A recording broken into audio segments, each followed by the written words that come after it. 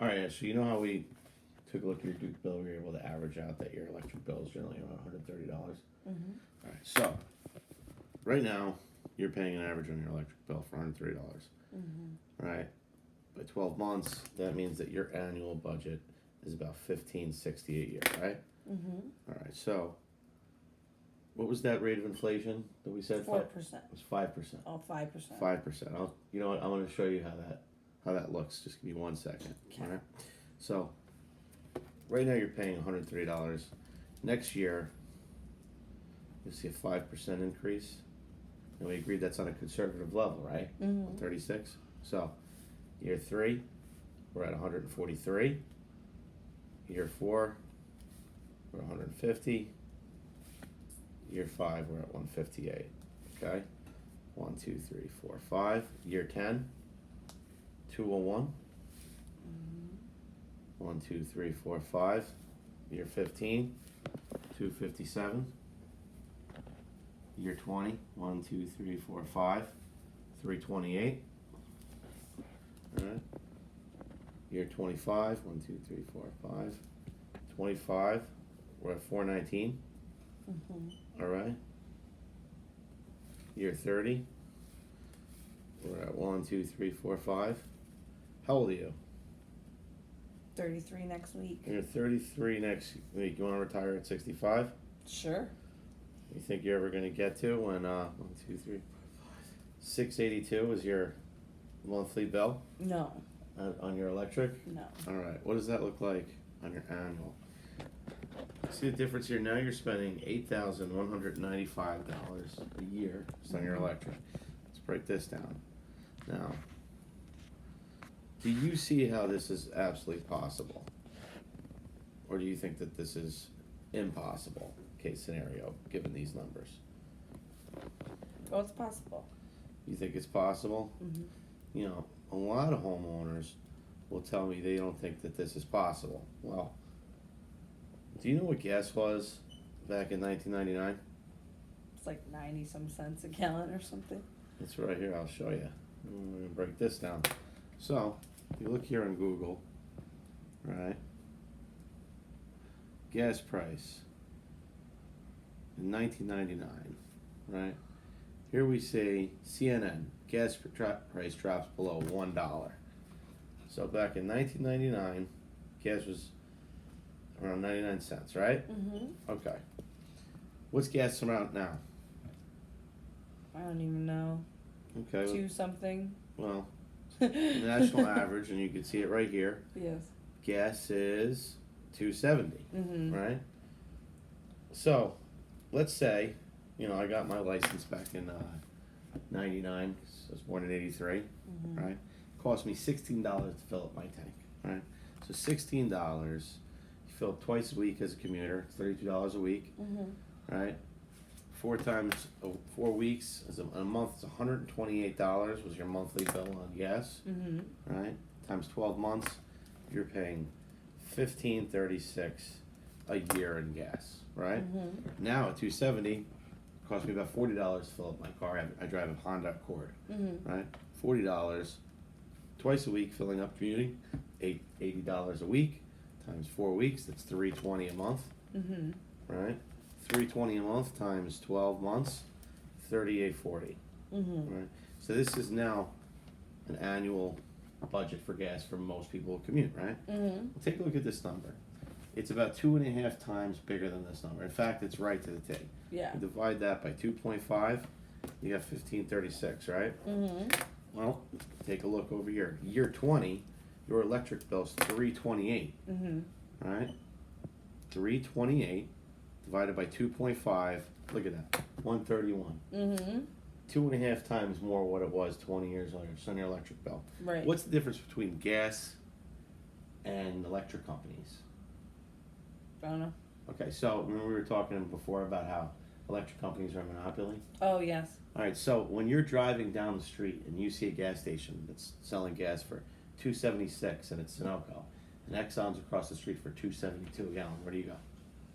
The cheaper one. Do you even think about it? No. It's like a no-brainer. You don't have to think anything about it, right? Mm-hmm. Okay, well, just think about that.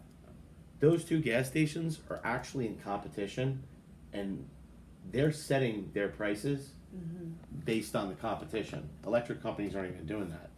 5% rate of inflation. This shows the conservative level of what you pay on interest, and that's without any other competition whatsoever. What's stopping the electric company from raising the rates higher than 5%? Nothing, right? So let's see. So this is what your annual budget's doing. Now let me ask you: did you bought this house, right? You don't rent it. Nope. Why'd you choose to buy a house? To make an investment. Make an investment. Why? Do you have equity? Okay. Do you get some kind of return after you're done paying your mortgage? Yes. Do you get any return on these prices? No. All right. Is this renting your electric or is this owning your electric? It's renting. It's renting your electric. Let me ask you another question. When you bought this house, did you buy it cash or did you take out a mortgage? Mortgage. Took out a mortgage. All right. So you remember when you were going through all that paperwork and you're filling everything out, and you get to that last page. Do you remember what that last page was? All right. Well, that last page, you're sitting there. You got the loan officer there, and the real estate agent. Everybody's with their fingers crossed. That last page is do or die because what you're seeing is that reamortization. So all of a sudden, that $300,000 house is now almost $1 million with the interest pounded on. Well, you decide to go ahead and sign that paper anyway because you see the value in ownership, right? Well, I'd like to show you what that reamortization looks like based on what you're paying right now.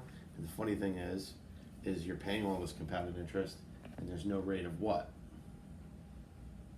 Return. No rate of return. Okay, so right now, take a look. We have,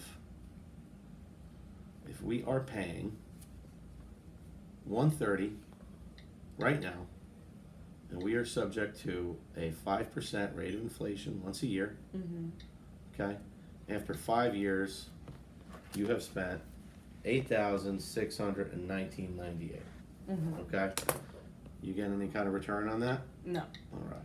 After 10 years, you've spent $19,621. Do you have anything to show for that? No.